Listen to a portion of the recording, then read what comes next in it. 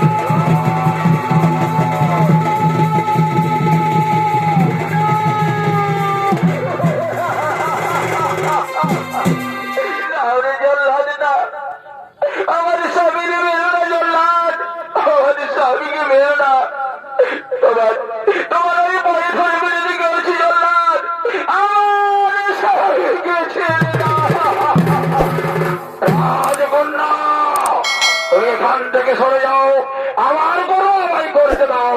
এ রাজার আদেশ।